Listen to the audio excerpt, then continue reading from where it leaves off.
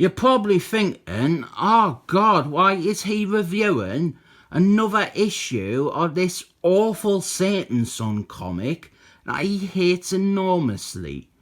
Well, this is a bit of a trick. This is actually the original Ghost Driver issue 10. But for this one, Satan Son, he has taken over, and they've quite cleverly gotten the artist of the then current Satan Son comic to do this cover. Original Ghost Driver, it was a reprint series from the 90s when Ghost Driver was huge. It reprinted the odd Ghost Driver stories from the 70s. And then we got to this issue, which is really not a Ghost Driver story. But what happened was, Ghost Driver, he started off in Marvel Spotlight, issue 5. And he was the headline star of that book until issue 11. Then he spun off into his own comic. Ghost Driver, obviously. Ghost Driver number 1, that book introduced Satan Son. It was his first appearance. Then we had Ghost Driver issue 2, and that ended on a cliffhanger. And then the next part was back in Marvel Spotlight issue 12. That is what comic we have got reprinted here. And Marvel Spotlight 12, Satan Son, he took over headlining the book. He replaced Ghost Driver as its star. And this story here, this is his first solo story. It's resolving the story from Ghost Driver.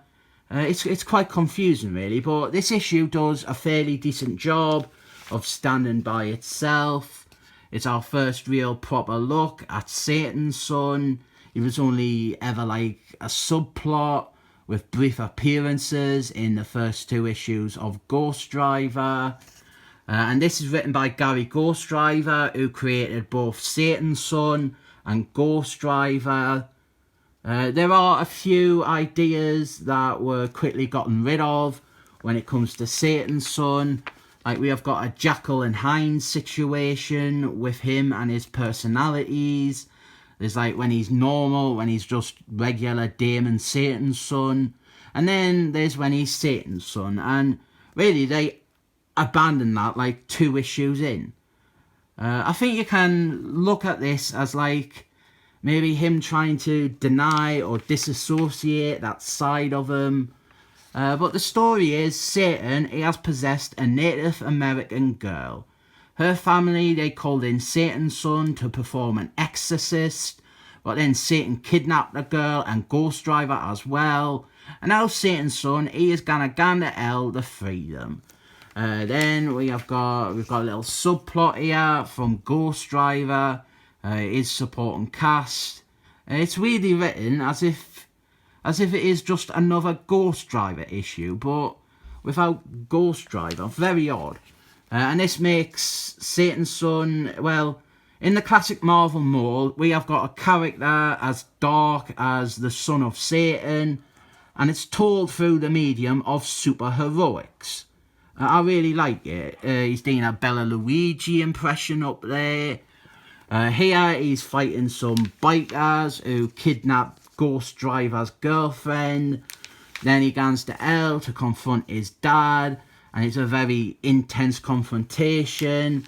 And I'm sure there used to be like a wall poster of this panel here. The art though, it isn't a great match for this story or the character.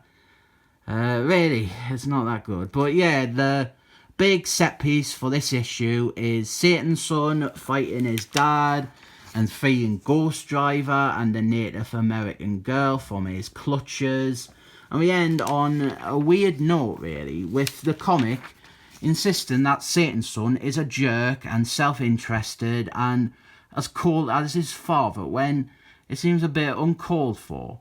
Then we have got an original backup story about the Phantom Driver, the original Ghost Driver. And I'll save you a lot of time with this 5-page backup story by just telling you up front that it is written by Dan Slott. I do quite like the original Satan Son stories. I didn't like the dual personalities thing, but they get shot of that straight away.